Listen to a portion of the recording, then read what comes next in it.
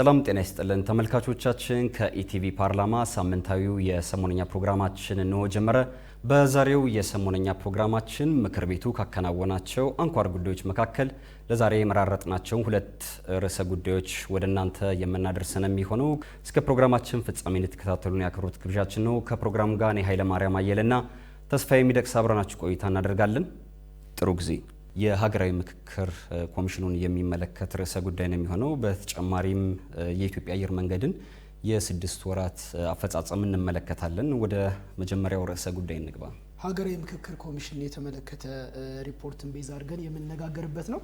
በዚህ መሰረት እንግዲህ ሀገራዊ ምክክሩን በተመለከተ ወሳኝ ምዕራፍ ተሻግሯል ሲሉ በሕዝብ ተወካዮች ምክር ቤት አፈ ጉባኤ የሆኑት የተከበሩ አቶ ታገሰ ጫፎ የገለጹበትን ርዕሰ ጉዳይ ቀዳሚ አድርገን እንወያይበታለን። የተከበሩ አቶ ታገሰ ጫፎ እንደምናስታውሰው የኢትዮጵያ ሀገራዊ ምክክር ኮሚሽን ከተቋቋመ 4 ዓመት ሞልቶታል።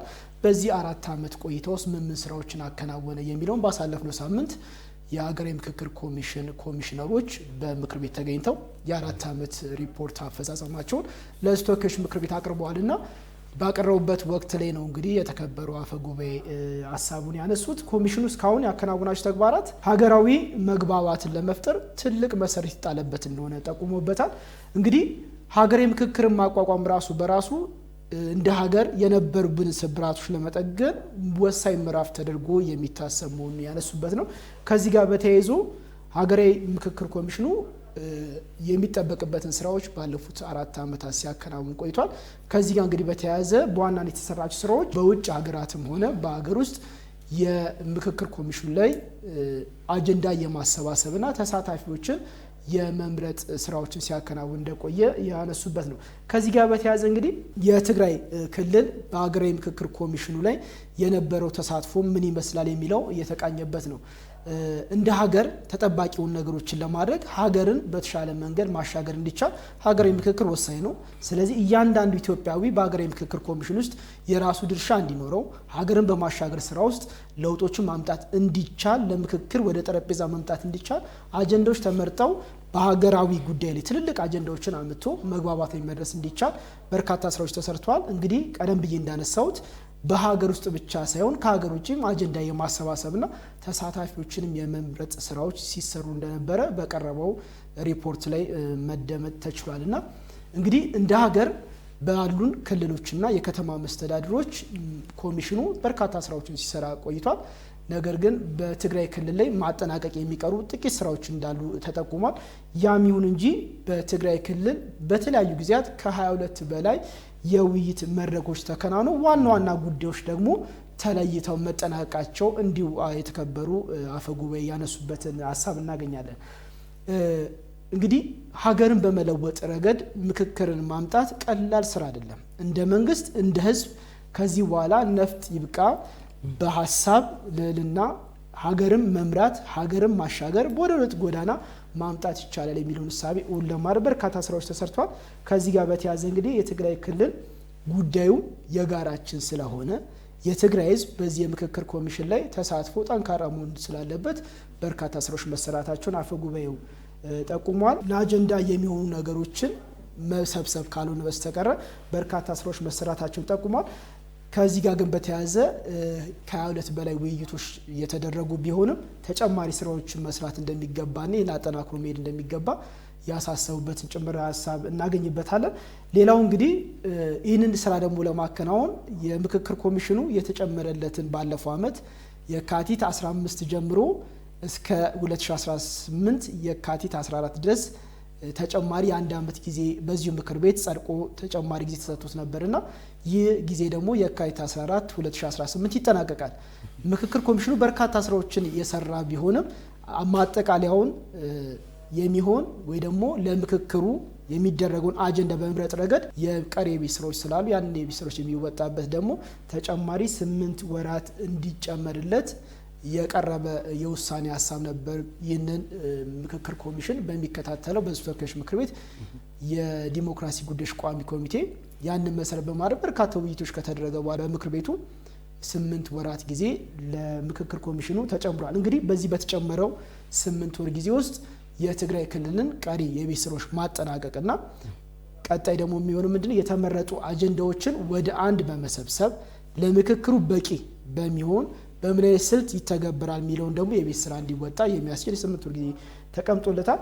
ሌላው አፈጉባኤ ያነሱት ነገር ምንድነውና አጽንኦት የሰጡበት ሐሳብ የምናነሳው ይህ የጋራ መግባባትን ለመፍጠር የሚያስችል የምክክር ኮሚሽን መቋቋሙ ትውልድ የሚጠቅም ለልማት ለእድገት የሚያስችል ሀገርን ማሻገር የሚያስችል የፖለቲካ አውድን በመገንባት ረገድ ፋይዳው ቀላል እንዳልሆነ ጠቁመዋልና ከዚህ ጋር በተያያዘ ሀገርን የማሻገር ስራን ሰርተን ማለፍ ደግሞ የእያንዳንዳችን የቤት ስራ ነው ሲሉ የጠቆሙበት ነው።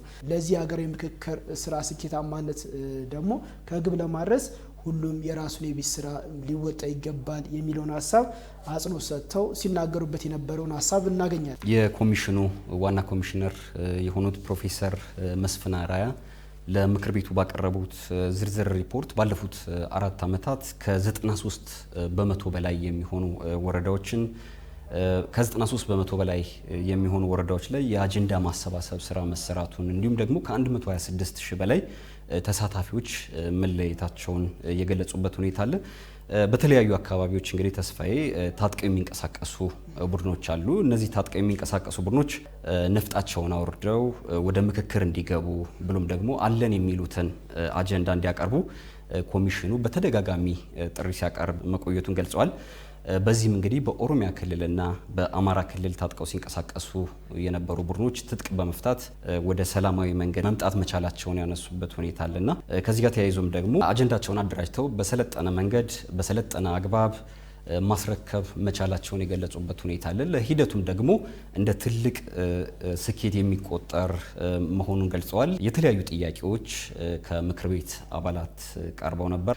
ምክትል ዋና ኮሚሽነር የሆኑት ወይዘሮ ሂሩት ገብረስላሴ ማብራሪያ ሰጥተዋል። በዚህም ደግሞ አወያዮቹ በከፍተኛ ጥንቃቄ የተመረጡ መሆናቸውን ኢትዮጵያን የሚመስሉ መሆናቸውን በተጨማሪም ደግሞ ገለልተኛ ሆነው መመረጣቸውንና ሴቶችንም አካል ጉዳተኞችንም ማካተት መቻሉንና በአካታችነትም ደግሞ ምሳሌ እንደሆነ ነው የገለጹት። ይህ የሀገራዊ ምክክር ስራ ለኢትዮጵያ የመጀመሪያው ስራ ነው። ከዚህ በፊት በኢትዮጵያ ውስጥ እንደዚህ ልምምዶች የሉም። ይህንን ልምምድ በመቀየር ኢትዮጵያውያን በምክክር ችግራቸውን መፍታት እንደሚችሉ ችግሮቻቸውን ወደ ጠረጴዛ ዙሪያ አመጥተው መፍታት እንደሚችሉ በተጨባጭ የሚያሳይ መሰረት የተጣለበት በዚህም ጉዞ ውስጥ እያንዳንዱ ኢትዮጵያ የነበረው ተሳትፎ በቀላል የሚታይ እንዳልሆነ የጠቆሙበት ነው። እንግዲህ በ4 ዓመት ጉዞ ውስጥ የሁሉ ስኬቶች በምክክር ኮሚሽኑ ስራዎች ላይ ሲመዘገቡ ኢትዮጵያውያን እያንዳንዳቸው ምን ያህል ለሰላም ዝግጁ መሆናቸውን ምን ያህል ለውይይት ዝግጁ መሆናቸውን ሐሳቦቻቸውን በውይይት መፍታት ፍላጎታቸው ምን ያህል ከፍ ያለ መሆኑን የሚያሳይ ነው ሲሉ የጠቆሙበት ነው። እንግዲህ ከዚህ ጋር ተያይዞ ልናነሳው የምንችለው የሀገራዊ ምክክር ኮሚሽኑ ሀገረ መንግስትን ግንባታ ውስጥም ትልቅ ሚና እንዳለው የጠቆሙበት ነው።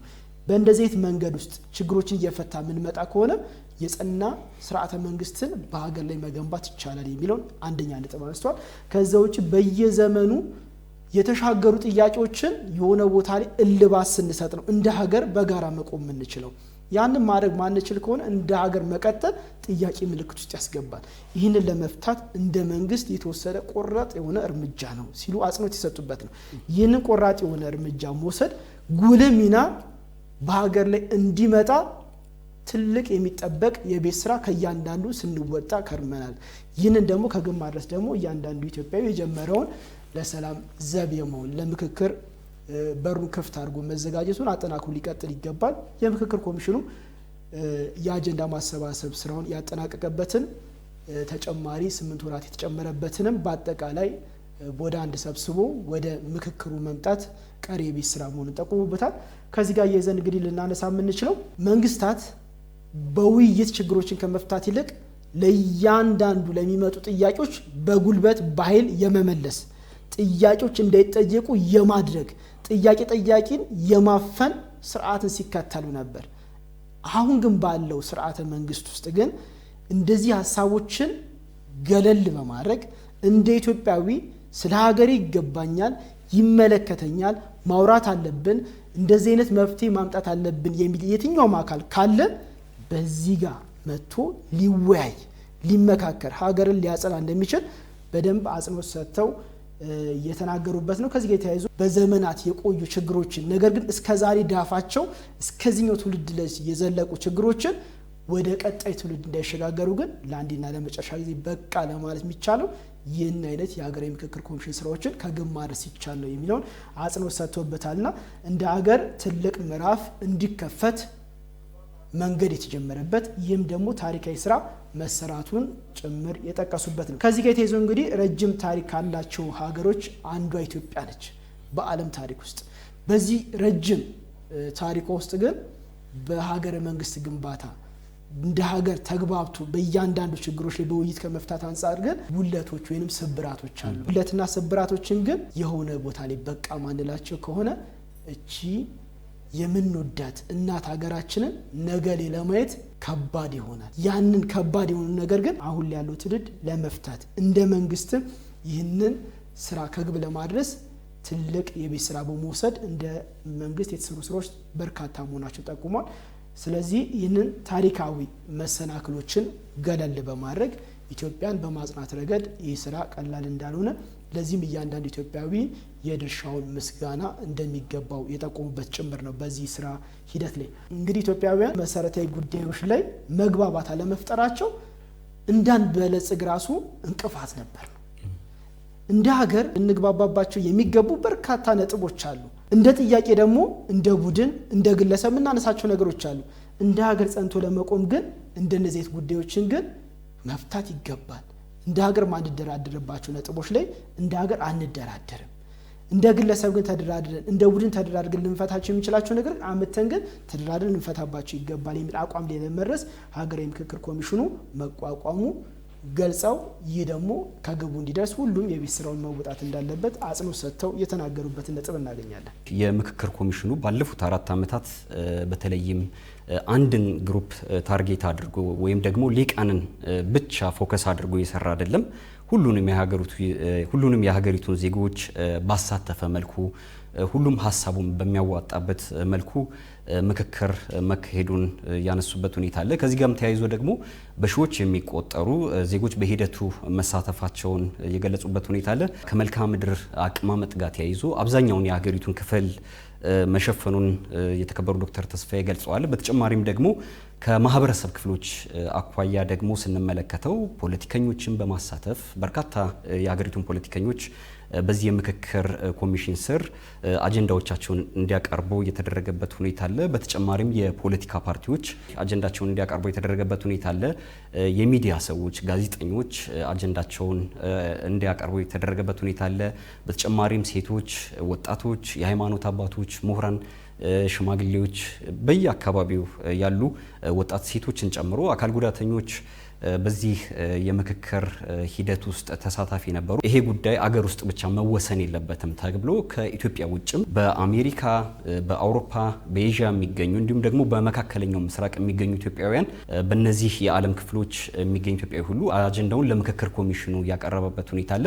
በአካል ተገኝቶ ማቅረብ ያልቻለ በኢሜይል ማቅረብ ችሏል። በፖስታ ማቅረብ እና በቻላቸው አማራጮች በሙሉ አጀንዳዎቹን ለምክክር ኮሚሽኑ ማቅረቡን የገለጹበት ሁኔታ አለ። በትግራይ ክልልም እንግዲህ የሲቪል ማህበረሰቡ፣ የሃይማኖት አባቶች፣ በክልሉ የሚንቀሳቀሱ በርካታ ፓርቲዎችም በተጨማሪም ደግሞ ጊዜያዊ አስተዳደሩ በዚህ የምክክር ሂደት ውስጥ መሳተፉን ገልጸዋል። ቀሪ ስራዎችን አሰባስቦ ለዋናው ሀገራዊ ምክክር ጉባኤ የሚያስረክብ እንደሆነ የተናገሩት።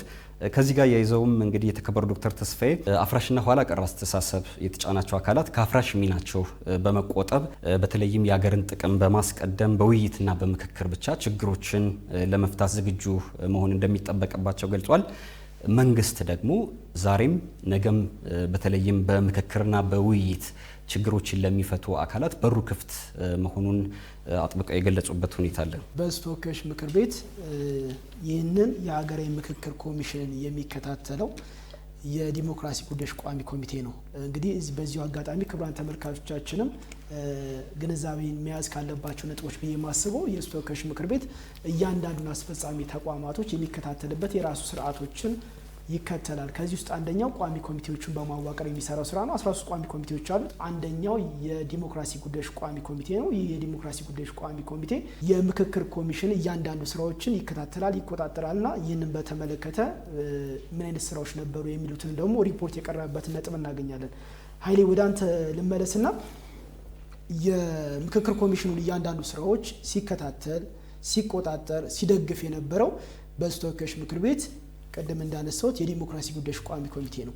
እያንዳንዱን የ4 ዓመት ስራዎችን የኮሚሽኑ ዋና ኮሚሽነር የሆኑት ክቡር ፕሮፌሰር መስፍን አርአያ ካቀረቡ በኋላ የቋሚ ኮሚቴው ሰብሳቢ የተከበሩ አቶ እውነቱ አለነ የሀገራዊ ምክክር ኮሚሽኑ የ4 ዓመት ጉዞውን ማዕከል በማድረግ እስካሁን ያከናወናቸው ተግባራት በሀገሪቱ የሰለጠነ የፖለቲካ ባህል እንዲኖር መሰረት የጣለ መሆኑን መታዘባቸውን ደግሞ በነበራቸው የክትትልና ቁጥጥር ስራዎች የማረጋገጣቸውን የጠቆሙበትን ሪፖርት እና የውሳኔ ሀሳብ ሲያቀርቡ ለተወካዮች ምክር ቤት አባላት አስረድቷል። ከዚህ ውጪ ባቀረቡት ማብራሪያ ላይ ያነሱት ምንድነው? ቋሚ ኮሚቴው የኮሚሽኑ የ4 ዓመት ስራዎችን በዝርዝር ሲመለከት ኮሚሽኑ መልካም አፈጻጸም ከማከናወኑ በላይ ኋላ ቀር የነበሩ የፖለቲካ አስተሳሰብ ለመቅረፍ የሚያስችሉ መልካም መስመሮችን በመገንባት ረገድ መስራቱን አረጋግጠው ከዚህ ውስጥ ደግሞ አድካሚ የሆኑ ጉዞዎችን ማለፉንም ጠቁሟል። ከዚህ ውስጥ አንደኛው የቅድመ ዝግጅት ስራዎች ነበሩ። እንግዲህ ኃይሌ ካስታወስ 2014 የካቲት 14 ላይ ይህ ምክክር ኮሚሽን በምክር ቤቱ አዋጅ ወጥቶለት ወደ ስራ ሲገባ ኮሚሽነሮች ከተሾሙ በኋላ ስራው ሲጀምር የቅድመ ዝግጅት ስራዎች ነበሩ። ቅድም መግቢያችን እንዳነሳ ነው ምንም አይነት ልምድ የለም ሀገር ውስጥ ከዚህ ከምክክር ኮሚሽን ጋር በተያያዘ። ስለዚህ የቅድመ ዝግጅት ስራዎች በራሳቸው ትልቅ የቤት ስራዎች ነበሩ። ያንን የመስራት ስራዎች በጣም አድካሚ እንደነበሩና ግዙፍ ስራዎች የተሰሩበት ነው። ይህ መሰረት የጣለበት ለቀጣይ ኢትዮጵያም ደግሞ በምክክር ጉዞ ውስጥ መጓዛችን አይቀርም። ሁልጊዜም መመካከራችን አይቀርም። የምክክር ስራ ሲባል በተወሰነ የታይም ፍሬም ውስጥ ወይም የጊዜ ገደብ ውስጥ ብቻ ተመካክረን የምናቆመው አይደለም። በእያንዳንዱ እንቅስቃሴያችን ላይ ሀገራዊ ምክክር እንፈልጋለን። በእያንዳንዱ ጉዞዎቻችን ላይ ማህበራዊ ምክክሮች ያስፈልጋሉ። ሀገር የምንፈልግ ከሆነ እንደዚህ አይነት ጉዞዎችን መከተል ያስፈልጋልና ተቋማዊ የሆነ አሰራር በመገንባት ረገድ መሰረቱን ማሳመር ስለሚገባ የቅድመ ዝግጅት ስራዎች በራሳቸው ጠንካራና አድካሚ ሆነው የተሰሩ ናቸው። ሁለተኛው እንግዲህ የተሰራው ስራ አጀንዳ የማሰባሰብ ስራ ነው። አጀንዳ ማሰባሰብ ስራው ቅድም ስናነሳው እንደነበረ እያንዳንዱን ኢትዮጵያዊ የሚወክል ነው ወይ? እያንዳንዱ ኢትዮጵያዊ የሚሳተፍበትን አውድና ያለውን ጥያቄ ወደ ማዕከሉ በማምጣት መጠየቅ፣ ማውራት፣ መነጋገር ነገ የመፍትሄው አካል የኔ ሐሳብ አለ ብሎ እንዲሳተፍ ለማድረግ የተሰራው ስራ አጀንዳ የማሰባሰቡ በጣም ጠንካራ ስራ ነው። እንግዲህ በአካል ከመገናኘት ባለፈ ቨርቹዋል የምንላቸው ቴክኖሎጂ ቤዝ ያደረጉ ስርዓቶችን የተገበሩበት መሆኑ ሌላው ጠንካራ ስራ ነው ብሏል። ሌላው የተሳታፊዎች ልየታ የተካሄደበት መንገድ ነው። እንግዲህ ኮሚሽኑ አንድ ተቋም ነው። ይህ የኮሚሽኑ ስራ ግን ውጤታማ እንዲሆን ወደ ታችኛው መዋቅር ሲወረድ እያንዳንዱ መዋቅር ላይ ያለው እያንዳንዱ ህብረተሰብ ለመለየት እታች ያለው መዋቅር በጣም ወሳኝ ነው። ከዚህ ጋር በተያያዘ የቀበሌ አመራሮች፣ የሃይማኖት አባቶች፣ እድር፣ ሌሎች በዝቅተኛ ደረጃ የሚዋቀሩ ማህበረሰብን የሚይዙ አብሮነትን የሚያጠናክሩ ህብረቶች ላይ ያሉ የማህበርተኛ ወይንም የዛ የአካባቢ ነዋሪዎች ይወክለኛል የሚሉትን ሰው መርጠው እስኪያቀርቡ ድረስ ሁሉ በሩ ክፍት የሆነበት በዚህ ስርዓት ሁሉ የተካሄደበት መሆኑን የተቆመበት ነውና የተሳታፊ ልየታም ሲደረግ እያንዳንዱ ህዝብ ይወክለኛል ብሎ በሚሰጠው በዛው በሰፈሩ በመንደሩ የሚተማመንበት የኔ ሐሳብ ያደርስልኛል ብሎ የሚያስበውን ሰው የመረጠበት መሆኑ ይህም ደግሞ ሌላ ጠንካራ ስራ መሆኑን ጠቁሟልና በአጠቃላይ እነዚህ የሀገራዊ ምክክር ስራዎች የሀገር መንግስት ግንባታ መጽናት እንዲችል ትልቅ መሰረት የጣለበት መሆኑን ጠቁሟልና ከዚህ ጋር ያይዘው እንግዲህ ታላቁ የሀገራዊ ምክክር ጉባኤ እንዲጀመር በምክክር የሚገኙ ምክረ ሀሳቦችም ወደ ተፈጻሚነት እንዲመጡ ምክክር ኮሚሽኑ የጀመራቸው ስርዓቶች ወደ ፍጻሜ እንዲደርሱ የስርዓት እንዲዘረጋም እንዲያስችል ቋሚ ኮሚቴው ምክረ ሀሳቦችን አቅርቧል። ቀደም ሲልም አንተም እንደገለጽከው ከካቲት 15 ጀምሮ የሚቆጠር ተጨማሪ የ8 ወራት ጊዜ ተሰጥቶታል። በእነዚህ ተጨማሪ የ8 ወራት ጊዜ ውስጥም እንግዲህ ዋናውን ጉባኤ ለማከናወን የሚያስችሉ ጠንካራ ስራዎችን ያከናውናል ወይም ደግሞ ቀሪ ስራዎችን ያከናውናል ተብሎ ይጠበቃል። በዚህም እንግዲህ የውሳኔ ሀሳብ አቅርበው ነበር። ይሄ የውሳኔ ሀሳብም የውሳኔ ሀሳብ ቁጥር 8 2008 ሆኖ በሙሉ ድምጽ ጸድቋል። የተከበሩ አቶ እውነቱ አለነ በመጨረሻም እንግዲህ ለዚህ ታላቅ ሀገራዊ ተልእኮ ስኬት ለተሳተፈው ለመላው የኢትዮጵያ ሕዝብ እንዲሁም ደግሞ ለሚዲያ አካላት ምስጋናቸውን አቅርበው ስብሰባው በዚህ መልኩ ተጠናቋል። ሁለተኛ አጀንዳ የምናደርገው በሕዝብ ተወካዮች ምክር ቤት የመንግስት የልማት ድርጅቶች ጉዳዮች ቋሚ ኮሚቴ ያከናወነውን ስብሰባ ማዕከል አድርገን ነው የምንነጋገረው። እንግዲህ በሕዝብ ተወካዮች ምክር ቤት የመንግስት የልማት ድርጅቶች ጉዳዮች ቋሚ ኮሚቴ የኢትዮጵያ አየር መንገድን የ2018 በጀት ዓመት የመጀመሪያ 6 ወራት እቅድ አፈጻጸምን ገምግሟል። አየር መንገዱ የሀገርን የውጭ ምንዛሪ በማስገኘት ረገድ እየሰራ ያለ ስራ በጣም ጠንካራ መሆኑን ጠቁሙበታል። የኢትዮጵያ አየር መንገድ የፎሬን ከረንሲ የምንለውን ከውጭ የምናገኛቸውን ገቢዎች በመጨመር ረገድ አቅዶ በመስራት ውጤታማ መሆኑ ይጠቆምበት ነው። ከዚህ ውጪ ዓለም ተለዋዋጭ በሆነችበት በዚህ ሁኔታ ውስጥ የኢትዮጵያ አየር መንገድ አቋሙን ጠብቆ እድገቱን አስጠብቆ ግን እየተጓዘ ይገኛል። ለዚህም እንደማሳይ የተጠቀሱ ነገሮች አሉ። የተገመገመው የ6 ወር እቅድ አፈጻጸም ቢሆንም ባለፉት ዓመታት ዞር ተብሎ የታዩ ጉዳዮች አሉ። በተለይ በኮቪድ-19 ወቅት የኢትዮጵያ አየር መንገድ አየር ላይ ከነበሩ አየር ማረፊያና የአየር ትራንስፖርት አገልግሎት ከሚሰጡ ተቋማት አንዱ ይህ የኢትዮጵያ አየር መንገድ ኩራታችን ነው። በወቅቱ ካረጋቸው ነገሮች ደግሞ አንደኛው መጥቀስ ይቻላል። ብዙ ሰዎች እንግዲህ ከሀገር አይንቀሳቀሱም ነበር። የአየር ትራንስፖርት ሰዎች የሚያንቀሳቀስበት ሁኔታ የተገደበ ነበርና የአየር ትራንስፖርትን በመጠቀም እቃዎችን ከአንድ ሀገር ወደ አንድ ሀገር የመውሰድ ስራዎች ይሰራ ነበርና ስትራቴጂክ ሆኖ ያቀደውን እቅድ ከግብ ለማድረስ ሁልጊዜም ዝግጁ የመሆን ሌላ ተቋም ተምሳሌት ሆኖ የመቀጠል ሂደት የታየበት ለበርካታ ዓመታት የመዋዥቅ ስርዓትን የተገበረው ኢትዮጵያ አየር መንገድ አንዱ ምሳሌ ነው። ከአመት አመት እድገትን ያሳያል እንጂ ካለበት እየወረደ አይመጣም። ይህ ምን ያህል የጸና ስርዓትን በመገንባት ተቋማዊ አመኔታን በማትረፍ ረገድ ትልቅ ስራ የተሰራበት መሆኑ ተጠቆሙበታል። እንግዲህ ይህ የሀገር ኩራት የሆነ ኢትዮጵያ አየር መንገድ ትራንስፖርት አገልግሎት ከመስጠት ባለፈ እንደ ኢትዮጵያ ሀብትነቱ ለኢትዮጵያውያን ማህበረሰብ ደግሞ የሚሰጣቸው በርካታ አገልግሎቶች አሉት። ባለፉት 6 ወራት በሚሊዮን ብር የሚቆጠሩ ድጋፎችን ሲያደርግ ነበር። ከዚህ ውስጥ ግን በዋናነት ሲጠቀስ ከነበሩ አፈጻጸሞች አንደኛው በሀገራችን የሕክምና ስርዓት ውስጥ ሕክምናዎች በጣም እየዘመኑ መጥተዋል። በሀገራችን ውስጥ በርካታ ሕክምናዎች እዚህ ሀገራችን ውስጥ ይሰጣሉ። ከአመት አመት የሕክምና ደረጃዎች ጥራታቸው፣ የፈዋሽነት መጠናቸው እያደገ መጥቷል። አንዳንዴ ደግሞ ከሀገር ውጭ ወጥተን ደግሞ እንድንታከም የሚያስገድዱ ደግሞ የህመም አይነቶች አሉ።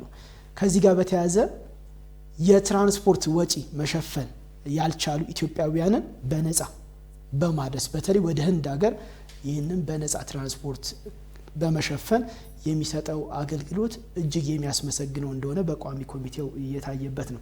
ከዛ ውጪ የኢትዮጵያ አየር መንገድ ስናነሳ በዋናነት ከሚመጡልኝ አንደኛው ካፒቴን የሚባል ማዕረግና ስራ ነው፣ ወይ ደግሞ አውሮፕላን አብራሪ። አውሮፕላን አብራሪ ሲባል ደግሞ ምን ይመጣል? አብሮ ወንድ የሚባል ጾታ ይመጣል። የኢትዮጵያ አየር መንገድ ይህን ለመቀየር የሚሰራው ስራ ላይ ደግሞ ሌላው መንገድ መሆኑ የተጠቆመበት ነው። ኢትዮጵያ አየር መንገድ እዚህ ክቡር አቶ መስፍን ጣሰው የኢትዮጵያ አየር መንገድ ዋና ስራ አስፈጻሚ ቆይታ አድርገው ነበር ከኛ ጋርና በቆይታቸው ያነሱት ነገር አለ። በአሁኑ ወቅት ወደ 87 የሚደርሱ ሴት ካፒቴኖች ወይም አውሮፕላን አብራሪዎች አሉት አየር መንገድ። ይህ ትልቅ ኩራት ነው። ትላንትና ስናስብ የነበረው ብዙዎቻችን ካፒቴን ማለት ወንድ ነው የሚለውን ሐሳብ የቀየሩበት ሴቶች ምን ያህል በግራውንድ ቴክኒሻንነት በሌሎች የቴክኒክ ዘርፎች ላይ በአየር መንገዱ በመሳተፍ የሚሰሩ ስራ በአድሚን ወይም በአስተዳደር ዘርፍ ላይ አየር መንገዱ በመብራት ረገድ የሚሰሩ ስራ ቀላል እንዳልሆነና በዚህም ሴክተር ላይ በርካታ ሴቶች ማፍራት እንደተቻለ ይጠቆሙበት ነው። ከዚህ ጋር ተያይዞ ሴቶችን ከማሳተፍ ባለፈ ቁልፍ ሚና ያላቸው መሆናቸውን በመረዳት አየር መንገዱ ጠንካራ ስራዎችን እየሰራ እንደሆነ የተጠቆመበት ነው። ከዚህ ውጪ እንግዲህ አየር መንገዱ እድገቱን እያስጠበቀ የማይዋዥቅ አፈጻጸሙን ከፍ እያደረገ ሲመጣ በሀገር ውስጥ በረራ በውጭ ሀገር በረራ መዳረሻዎቹን እያሰፋ ነው የመጣው። ከዚህ ውስጥ አንደኛው የኢትዮጵያ አየር መንገድ በሀገር ውስጥ ያሉት መዳረሻዎች 23 ነበሩ። እነዚህ 23 አውሮፕላን ማረፊያዎች ወይም የአውሮፕላን ትራንስፖርት መዳረሻዎችን አሁን ካለው ሀገሪቱ ከያዘችው 5 የማክሮ ኢኮኖሚ ዘርፎች አንደኛው ቱሪዝም ነው። ቱሪዝምን በማስፋፋት ረገድ የአየር ትራንስፖርትን ተደራሽ ማድረግ አንደኛው አየር መንገዱ የሚጠበቅበት የቤት ስራ። ከዚህ ረገድ የነበሩትን በማደስ ከዛ ውጪ ተጨማሪ 4 አውሮፕላን ማረፊያዎችን በቀጣይ ወራቶች ማጠናቀቅ በሚቻልበት ምዕራፍ ላይ መሆኑን በነበረው ሪፖርት ላይ ያሳይቷል። ከዛ ጋር በተያያዘ የነበሩት መዳረሻዎች ወደ 27 ከፍ ይላሉ ማለት ነው።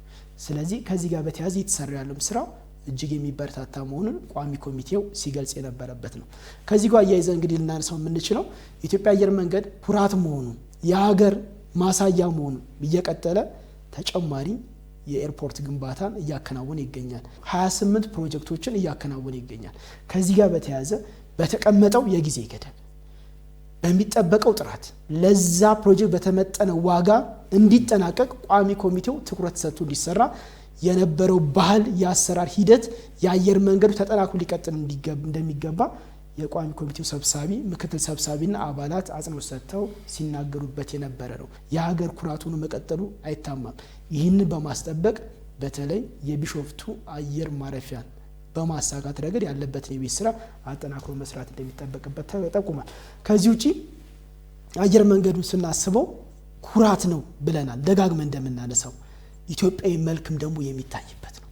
ስለዚህ ኢትዮጵያዊ መልክ ያለው ስታፍ ኢትዮጵያዊ መልክ ያለው አብራሪ ኢትዮጵያዊ መልኮችን የተላበሰ ቴክኒሻኖችን ለማፍራት ደግሞ አየር መንገዱ እየሄደበት ያለው ርቀት ደግሞ ሌላው የሚበረታታ አፈጻጸሙ መሆኑ ተጠቁሟል። አየር መንገዱ ከዚህ በነበሩት የአሰራር ልምዶች ብዙውን ጊዜ አፕላይ የሚያደርጉ ሰዎች አዲስ አበባ ዙሪያና አካባቢ ላይ ያሉ ወይም ደግሞ አዲስ አበባ ውስጥ በርከት ብለው የሚኖሩ ሰዎች አፕላይ ያደርጉና ከኢትዮጵያ አየር መንገድ ስልጠናዎችን ወስደው ካፒቴን ይሆናሉ፣ ቴክኒሻኖች ይሆናሉ፣ ሌላ የስራ ዘርፎች ላይ ይሳተፋሉ፣ እንዲሁም የበረራ አስተናጋጅ ሆነው ማለት ነው።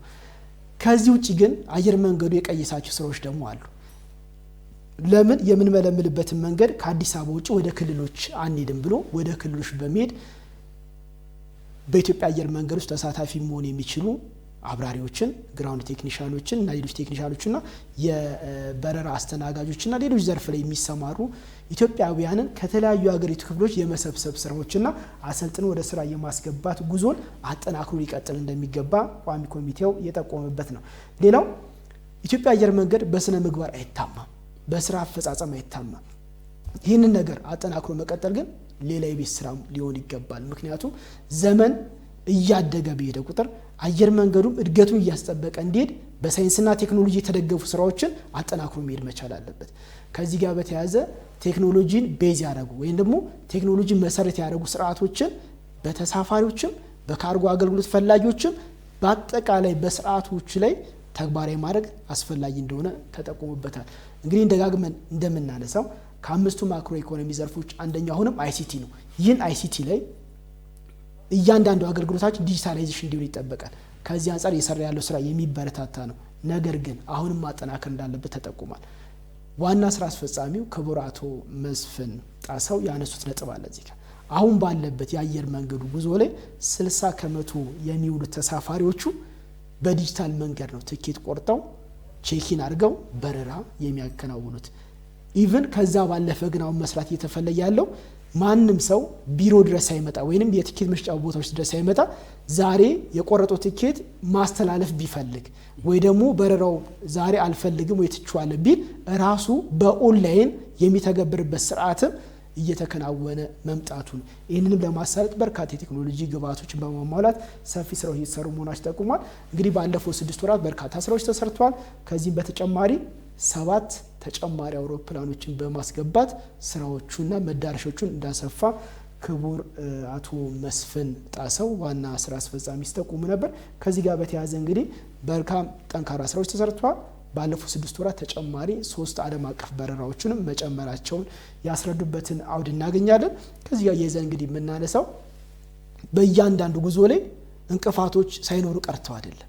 ለእንቅፋቶቹ ግን ወዲያው መፍትሄ መስጠት ዳይናሚክ በሆነው ዓለም ውስጥ መፍትሄ ለመስጠት ዝግጁ መሆን የሚሆን አመራር ዝግጁ የሆነ ሰራተኛ ከመፍጠር አንጻር ግን በጥንካሬ የተሰራ መሆኑን ጠቁመው ለምሳሌ አንድ አውሮፕላን ጣቢያ ላይ የሚደረግ በረራ ሚስተጓጎል ከሆነ በተቻለ መጠን ያንን በፍሪኩዌንሲ ወይም በድግግሞሽ የመቀየር ነገር እየተሰራ መሆኑን ጠቁሞበታል።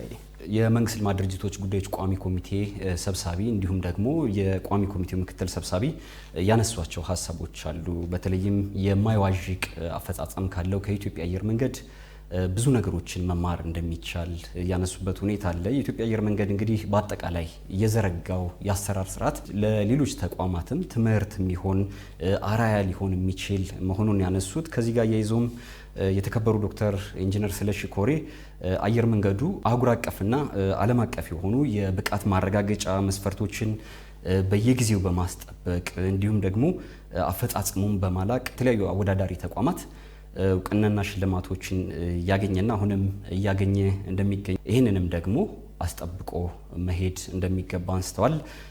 የኢትዮጵያ አየር መንገድ እንግዲህ የአገሪቱን ኢኮኖሚ በማሳደግ በኩል ያለው ድርሻ ቀደም ሲል አንተም እንዳነሳው ከፍተኛ ነው። ከዚህ ጋር ተያይዞ በቢሾፍቱ አካባቢ በቀጣይ የቢሾፍቱ ዓለም አቀፍ የአውሮፕላን ማረፊያ ግንባታ ፕሮጀክት ተጀምሯልና ከዚህ አካባቢ ጋር ተያይዞ ከአካባቢው ለተነሱ አርሶ አደሮች እንደየፍላጎቶቻቸው መሰረት አድርጎ ዘመናዊ የመኖሪያ ቤቶች እንደተሰጣቸው ወይም ደግሞ ለነዚህ አርሶ አደሮች ዘመናዊ መኖሪያ ቤቶችን ማሟላት እንደተቻለ እንደየፍላጎቶቻቸውና እንደ ጥያቄዎቻቸው ደግሞ በተለያዩ የስራ ዘርፎች እንዲሰማሩ መደረጉን ያነሱበት ሁኔታ አለ። ቀደም ሲል አንተ እንዳነሳኸው በተለይም በአዲስ አበባ ብቻ ተገድበው የነበሩ የአየር መንገዱን የማሰልጠኛ ተቋማት ወደ ክልሎች የማስፋፋትና ተደራሽ ማድረግ ስራዎች ተጠናክረው ሊቀጥሉ እንደሚገባ ያነሱበት ሁኔታ አለ። በቂሊንጦ ኢንዱስትሪ ፓርክ ውስጥ ቦታ ወስዶ እዛ አካባቢ ለአውሮፕላን መለዋወጫ የሚያገለግሉ ፕሮዳክቶችን እያመረተ ለቦይንግ እንደሚሰጥና በተለይም ጊቭ ኤንድ ቴክ የሆነ ከቦይንግ አውሮፕላን ስንገዛ እነሱ ደግሞ መለዋወጫዎችን ይገዛሉ። ይሄ ደግሞ ትልቅ መሰረት መሆኑን ያነሱበት ሁኔታ አለ። በተጨማሪም እንግዲህ አየር መንገዱ የሰው ኃይሉን የሚያሟላበት የራሱ መንገድ አለው። ነገር ግን በቀጣይ ደግሞ ከከፍተኛ የትምህርት ተቋማት ጋር ራሱን በማቀናጀት በመስራት የሰው ኃይል ፍላጎቱን ማሟላት እንደሚገባው ያነሱበት ሁኔታ አለ። እንግዲህ ያነሳናቸውን ሀሳቦች ጠቅለል እያደረግን ስንመጣ የኢትዮጵያ አየር መንገድ ከሚያከናውናቸው ተግባራቶች ውስጥ በርካታ አፈጻጸሞች እንዳሉ ተጠቁሟል። የቋሚ ኮሚቴው ሰብሳቢ የተከበሩ አቶ መለሰ መና ያነሱት ሀሳብ አለ። እያንዳንዱ ኢትዮጵያዊ ውስጥ ያለ በደሙ በልብ ውስጥ ያስቀመጠው የኢትዮጵያ አየር መንገድ መልክ አለ፣ የኔነት ስሜት አለ። ይህንን ኢነርጂ ወይም ይህንን ኃይል ሁልጊዜ ይዞ መጓዝ የሚችል ተቋምን በደንብ በመሰረቱ ማጠናክሮ መጓዝ መቻል ትልቅ ነው። ይሄ ደግሞ መታደል ነው ሲሉ የጠቀሱበት ነው። ስለዚህ የኢትዮጵያ አየር መንገድ የኢትዮጵያ ከፍታ ማሳያ፣ የነገ መዳረሻዋን ደግሞ በደንብ አድርጎ የሚያሰምር ትልቅ ተቋም መሆኑን የጠቆሙበት ጭምር ነው። ተመልካቾች ከኢቲቪ ፓርላማ ለዛሬ ያዝነው የሰሞነኛ ፕሮግራማችን ይህንን ይመስል ነበር። ስለተከታተላችሁን ከልብ እናመሰግናለን። ሳምንት በተመሳሳይ ርዕሰ ጉዳዮች እስክንገናኝ ድረስ መልካም ጊዜ